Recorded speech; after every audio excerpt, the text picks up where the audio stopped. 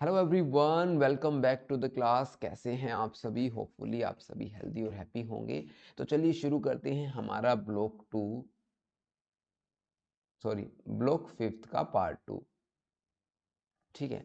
Part 1 में हमने personality disorder को समझा, उनकी 3 कैटेगरी को समझा, 3 क्लस्टर जिनको हमने समझा, जिनमें सब टाइप्स थे उनको हमने किया। और अब हम बात करने वाले हैं पर्सनैलिटी डिसऑर्डर्स क्लस्टर ए के 2 डिसऑर्डर्स को, जिनमें से पहला पैरानोइड पर्सनैलिटी डिसऑर्डर है, दूसरा सिजोइड पर्सनैलिटी डिसऑर्डर है। तो हम दोनों को ही डिस्कस करेंगे। एक छोटा सा वीडियो होने वाला है। छोटा होने का रीज़न ये है कि पैरानोइड पर्सनैलिटी हम ऑलरेडी डिस्कस कर चुके हैं, तो हम इस पर ज़्यादा अभी फोकस नहीं करने वाले। अगर आपको देखना है detail video, Paranoia and delusional disorders का चैप्टर है, डिस्क्रिप्शन बॉक्स में लिंक है, आप जाइए और वहाँ पर डिटेल में वीडियो है, तो आप उसको देखिए जाकर। अभी हम इसको सुपरफिशियल तरीके से जल्दी जल्दी ऊपर ऊपरी से करेंगे और आगे चलेंगे सिजोइड पर। ठीक है। सो पैरानोइड का मेन फीचर क्या बताया था भाई हमने? डिस्ट्रस्ट और सस्पिशंस ऑफ अदर्स, आसानी से दूसरों पर भरोसा नहीं करना, दूसरों पर डाउट करना, और हालांकि वहां पर उसके पीछे कोई रीजन नहीं है। एक एग्जांपल से हम इसको कवर कर देंगे। आरव है, रुचि है। ठीक है। आरव को पीडीडी है, पैरानोइड पर्सनैलिटी डिसऑर्डर। ठीक है। अभी आरव को लगता है कि रुचि इसको हार्म करना चाहती है। आरव को आसानी से इस पर भरोसा नहीं होता, इसकी बातों को नहीं मानता। ठीक है। हमेशा इस पर डाउट करता रहता है। तो ये कह सकते हैं कि यहाँ पर कोई रीजन नहीं है, नो रीजन इज देयर कि वो आरव को हार्म करे रुचि, लेकिन फिर भी आरव को ऐसा लग रहा है। तो आरव, समझ रहे हैं? लेकिन इसको आप ऐसे भी समझ सकते हैं कि कोई एविडेंस भी नहीं है, कोई सबूत नहीं है आरव, या फिर हम कहें कि रुचि ने अपना पूरा एविडेंस भी दे दिया है कि देखो मैं नहीं, तुमको कोई चोट नहीं पहुंचाना चाहती, कोई हार्म नहीं करना चाहती, लेकिन स्टिल आरव को ऐसा ही लगता है कि नहीं नहीं, तुम तो अभी ऐसे बात कर रही हो, तुम बाद में ऐसा कुछ कर दोगे। तो एविडेंस की प्रेजेंस में भी उनको भरोसा नहीं होगा, कोई रीजन नहीं है तो भी वो दूसरों पर डाउट करेंगे। तो ये सब जो मेन फीचर है ना पैरानॉइड का, वो डिस्ट्रस्ट और सस्पिशंस ऑफ अदर्स है। ये आप बिल्कुल ध्यान रखना। क्लस्टर ए पर्सनैलिटी का मेन फीचर है ओड और असेंट्रिक बिहेवियर। मैं पहले भी बता चुका हूँ। ओड बिहेवियर दैट मीन्स जो अजीब strange behaviour, you can say that, and eccentric behaviour that is not in regular in pattern, है ना, जो रेगुलर नहीं है, इरेगुलर बिहेवियर, एक आध बार कभी उसने दिखाया, तो वो अगर वो बार बार वही दिखा रहा है ना, जो पैटर्न में नहीं है, उसको असेंट्रिक बिहेवियर कहते हैं। ये पैरानॉइड का था। डायग्नोसिस के सिम्टम जो कैसे आप डायग्नोस करेंगे, वो unfounded suspicions already discuss, distrust of others, reluctant to confine, resistance show करना अपनी इन्फॉर्मेशन दूसरों के साथ शेयर करने में, कि उनको लगता है कि कहीं मेरी पर्सनल इन्फॉर्मेशन मुझे ही चोट पहुंचाने में यूज ना की जाए। मिस इंटरप्रिटेशन ऑफ रिमार्क, गलत इंफॉर्मेशन को परसीव करना, इंटरप्रेट करना, समझ रहे हैं। Holding grudges, grudges that means कि गिला शिकवा रखना, कि एक बात किसी ने बोल दी तो उसको मन में ही रखना, किसी को फॉरगिव न करना, माफी न देना। ठीक है। परसीव अटैक, एनवायरनमेंट में हर जगह उनको एनवायरनमेंट में थ्रेट नजर आ रहा है कि कहीं से भी कुछ भी हो सकता है। अनजस्टिफाइड जेलसी, ये रिलेशनशिप का मामला है। ठीक है। अपने पार्टनर पर भरोसा नहीं करना, उसकी वफादारी को ना मानना, समझ रहे हैं? तो ये सभी पीडीडी के सिम्टम्स हम डिस्कस कर चुके हैं। ये डायग्नोस करने का तरीका है according to DSM-4TR। So causes की बात करते हैं। कॉजेज की बात भी नहीं करेंगे क्योंकि हम ऑलरेडी कर चुके हैं। जेनेटिक, भाई जेनेटिक है तो बात बन जाएगी, डेफिनेटली वहाँ पर चांस है डेल्यूजनल डिसऑर्डर्स के और सिजोफ्रेनिया के। अगर इनसे कोई सफ़र कर रहा है, फैमिली में ऐसे चलता आ रहा है, कोई हिस्ट्री है इन चीज़ों की, इन डिसऑर्डर्स की, तो डेफिनेटली पीडीडी होने के चांसेस बढ़ जाएंगे। ऐसा नहीं है कि जेनेटिक में उनको पीडीडी होगा। ठीक है। Biological, emotional regulation and threat perception. ठीक है। साइकोलॉजिकल एनवायरनमेंट, चाइल्डहुड एक्सपीरियंस कैसा रहा है, और मेल एडेप्टिव थॉट पैटर्न है तो भी पीडीडी होने के चांसेस है। ट्रीटमेंट में साइकोथेरेपी में सीबीटी, ट्रस्ट बिल्डिंग, मेडिकेशंस में anti depressant, anti psychotic, anti anxiety, group and family therapy हम उनको प्रोवाइड करवा सकते हैं, और स्ट्रेस मैनेजमेंट टेक्निक हम उनको दे सकते हैं। तो अब हम चलते हैं प्रोग्नोसिस में, हमारा लॉन्ग टर्म आउटलुक क्या रहेगा, उनके इफेक्ट क्या चांसेस हैं, क्या वो क्या बोलते हैं हम उनको, रेकरेंस होने के चांस हैं। सिम्टम मैनेजमेंट और चैलेंजेस इन ट्रीटमेंट, कौन कौन से चैलेंजेस होंगे? डेफिनेटली है भाई, चैलेंज एक सबसे बेस्ट चैलेंज है, कि बेस्ट चैलेंज दैट मीन्स कि जो होगा ही होगा, अगर वो सामने वाले पर भरोसा नहीं कर पा रहे हैं, या डाउट कर रहे हैं तो डेफिनेटली वो काउंसलर पर भी करेंगे, जो थेरेपी दे रहे हैं उन पर भी करेंगे। तो उनमें रेपो बिल्ड नहीं होगा, रिलेशनशिप बिल्ड नहीं होगा, रिलेशनशिप बिल्ड नहीं होगा तो अवॉइडनेस ऑफ थेरेपी भी एक चैलेंज रहेगा, जो कि आपको सिजोइड में और भी अच्छे से समझ में आता है। चलिए सिजोइड पर्सनैलिटी डिसऑर्डर को समझते हैं।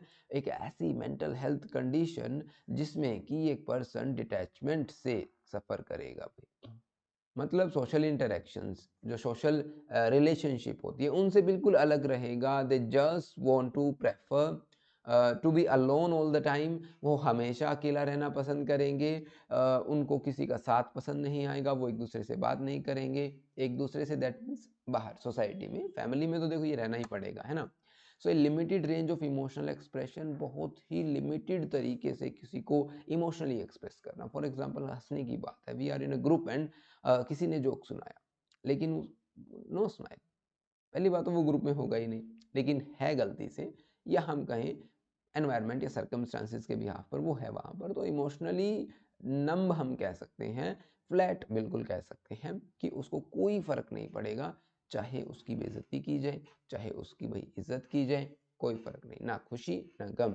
तो ऐसा बच्चा तो हो सकता है उसको सिजोइड पर्सनैलिटी डिसऑर्डर हो। ठीक है, रिलेशनशिप्स, सोशल रिलेशनशिप अवॉइड करता हो, इंटरेक्शंस अवॉइड करता हो, नहीं मुझे किसी से बात नहीं करनी, मैं अकेला सही हूँ। कोई काम कर रहा है तो वहाँ पर वो मतलब है ना सॉलिट्यूड को प्रेफर कर रहा हो, अकेलेपन को प्रेफर कर रहा हो कि नहीं हम तो अकेले ही करेंगे, बात खत्म। समझ रहे हैं? तो ये जो मेजर सिम्टम्स हैं या हम कहीं मेन सिम्टम्स हैं जिनसे कि आप आइडेंटिफाई कर सकते हैं कि हम किसके बारे में बात कर रहे हैं। ठीक है, what about we are talking. ठीक है, तो नेक्स्ट आता है हमारे पास emotionally cold, indifferent to praise और criticism, already discuss and detach from the world around them, अपने एनवायरनमेंट से बिल्कुल अलग रहना।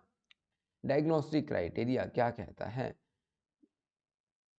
डायग्नोस्टिक क्राइटेरिया अभी वही आपको देखने को मिलेगा, no desire for the close relationship, relationship बनाने की कोई इच्छा नहीं या थोड़ी सी इच्छा बहुत कम, वो भी फैमिली है इसीलिए, अदरवाइज कोई रिलेशनशिप बनाना नहीं चाहता। प्रेफरेंस फॉर सॉलिटरी एक्टिविटीज़, जब भी कोई एक्टिविटी चूज करता है तो भाई अकेले वाली करता है। फॉर एग्जाम्पल पेंटिंग, भाई हम तो अकेले अपने आप करेंगे। ठीक है, little interest in sexual experiences, भाई सेक्सुअल एक्टिविटीज में भी उस पर्सन का कोई इंटरेस्ट नहीं रहेगा, डेफिनेटली है भाई। लिमिटेड प्लेजर, आप प्लेजर अभी देखिए जिन एक्टिविटीज़ में प्लेजर मिलता है, फॉर एग्जांपल किसी को खेलने में मिलता है, फुटबॉल खेलना है, लेकिन खेलने के लिए इंटरेक्शन ज़रूरी है और आप सोशल एक्टिविटी है भाई वो, है ना, क्योंकि आप खेलेंगे तो दूसरे लोगों से बात भी करेंगे, कम्युनिकेट भी करेंगे, सब कुछ होगा। लेकिन अगर कम्युनिकेशन ही नहीं है, इंटरेक्शन ही नहीं है, तो कैसे उसको उन एक्टिविटीज़ में मज़ा आएगा। तो हम ये कह सकते हैं कि कुछ एक्टिविटीज़ जो प्लेजरेबल एक्टिविटीज़ है उनमें भी उनको प्लेजर नहीं मिलने वाला। Lack of close friends, interaction नहीं होगी तो फ्रेंड्स कहाँ से होंगे। इनडेफरेंस टू प्रेज और क्रिटिसिज्म, फ्लैट इफेक्ट जिसको हमने कहा, इमोशनली कोल्डनेस जिसको हमने कहा कि किसी भी प्रेज और क्रिटिसिज्म किसी पर भी कोई रिस्पॉन्स ना करना, बस चलते रहना जैसे है। तो ये डायग्नोस्टिक क्राइटेरिया था। अभी हम बात करेंगे भाई कोजेज़ का। यहाँ पर ये हैं कोजेज़ हमारे। कोजेज़ जेनेटिक, अगर सिजोफ्रेनिया की हिस्ट्री रही है फैमिली में, क्लस्टर ए पर्सनैलिटी डिसऑर्डर, तो चांसेस बढ़ जाएंगे, चाहे उसमें आपका पैरानोइड पर्सनैलिटी ही क्यों ना हो, तो चांसेस बढ़ जाते हैं कि उस पर्सन को सिजोइड पर्सनैलिटी डिसऑर्डर भी होने के चांसेस हैं। Some study suggest genetic predisposition to emotional detachment और इंट्रोवर्जन। अब कुछ स्टडी कहती हैं कि भाई जो एक बच्चा इमोशनली फ्लैट होता है, रिप्लाई नहीं करता या इंट्रोवर्ट होता है, उसमें उन पेरेंट्स भी, उनके पेरेंट्स के जो जीन्स हैं वो भी रिस्पॉन्सिबल होते हैं। तो ये भी मानना है। और एक बार फिर से मैं बता दूं भाई, जेनेटिक है या किसी को एसिजोइड है तो हम ये नहीं कहेंगे कि पैरानो या सॉरी पेरेंट्स ही रिस्पॉन्सिबल हैं, जीन्स ही रिस्पॉन्सिबल हैं। वहाँ पर मे बी एनवायरमेंटल फैक्टर हो, चाइल्डहुड एक्सपीरियंसेस, कोई ट्रॉमा रहा हो या नेग्लेक्टफुल एनवायरनमेंट उनका रहा हो। फॉर एग्जांपल कि सिजोइड में अभी हमने पढ़ा कि सोशली अटैचमेंट नहीं होती है ना, डिटैचमेंट होती है। हो सकता है उनको बचपन से इतना अवॉइड किया जा रहा, अवॉइड किया जा रहा, वो उनकी आदत बन गई है कि हमें अलग ही रहना है, हमें अकेला ही प्रेफर करना है। समझ रहे हैं?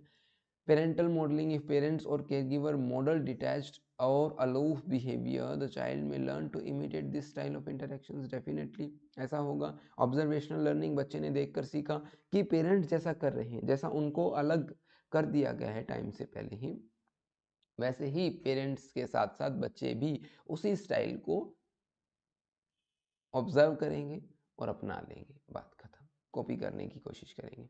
साइकोलॉजिकल फैक्टर्स, टेम्परामेंट्स, इनेट टेंडेंसी हो सकती है भाई बच्चे की कि वो इंट्रोवर्ट है, इमोशनल रिस्ट्रेन है, तो कोई प्रॉब्लम नहीं है, फिर तो देखिए हम क्या ही कहें। लेकिन ये टेम्परामेंट हमेशा कंट्रीब्यूट करेगा। कहीं आप कहें कि इंट्रोवर्जन वाले लोगों को तो सिजोइड पर्सनैलिटी डिसऑर्डर, नहीं, इंट्रोवर्जन कंट्रीब्यूट करेगा कि अगर चांसेस हैं एसपीडी होने के तो चांसेस बढ़ जाएंगे अगर वो पर्सन इंट्रोवर्जन है, अगर उसकी पर्सनैलिटी इंट्रोवर्ट है। समझ रहे हैं? कोपिंग मैकेनिज्म, कई बार क्या होता है कि आप एक सिचुएशन से बचने के लिए, फॉर एग्जाम्पल झगड़ा है फैमिली में, उससे बचने के लिए आप क्या कहेंगे, अरे यार चलना छोड़, अलग हो जाए इनसे। समझ रहे? तो कोपिंग मैकेनिज्म भी एक रीजन बनता है, वो भी कंट्रीब्यूट करता है किसी को सिजोइड पर्सनालिटी डिसऑर्डर होने में। समझ रहे हैं? ठीक है, तो चलिए ट्रीटमेंट की बात कर लेते हैं। ट्रीटमेंट में क्या होगा? ट्रीटमेंट में सबसे पहले साइकोथेरेपी होगी। साइकोथेरेपी में सीबीटी आप लगाएंगे, नेगेटिव थॉट पैटर्न को आइडेंटिफाई करने की कोशिश करेंगे। ग्रुप थेरेपी आप दे सकते हैं, रोल प्ले आप दे सकते हैं, उनके कम्युनिकेशन की स्किल्स को बेहतर करने के लिए कि आपको रोल प्ले करना होगा। फैमिली और मैरिटल थेरेपी आप प्रोवाइड करवा सकते हैं, उनकी फैमिली के मेंबर्स के साथ या कोई भी है फैमिली मेंबर्स में, उनके साथ कम्युनिकेशंस रिलेशनशिप को बेटर बनाने के लिए आप उनकी फैमिली की भी काउंसलिंग कर सकते हैं, उनको भी आप टिप्स दे सकते हैं।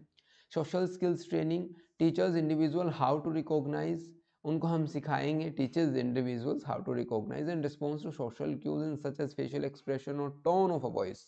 कैसे आपको फॉर एग्जाम्पल थैंक यू, आपने कहा कि वेलकम, है ना, स्माइल के साथ वेलकम, तो आप उनको स्किल सिखा रहे हैं कि आपको कैसे किसी को रिस्पॉन्स करना है, क्यों कब किसी को थैंक यू बोलना है। ये बस बेसिक एग्जाम्पल है जो मैं आपको देने की कोशिश कर रहा हूँ, समझाने की कोशिश कर रहा हूँ। सोशल स्किल ट्रेनिंग में बहुत सारी चीज़ें आती हैं जो कि सोशल एनवायरनमेंट में कम्युनिकेशन में हमारी हेल्प करती है। सॉल्यूशन फोकस थेरेपी क्या करेगी भाई? डायरेक्ट स्ट्रेसर पर फोकस करेगी, एक्चुअल में क्या प्रॉब्लम है उसको पकड़ो, उसका सॉल्यूशन निकालें, बात खत्म। ठीक है।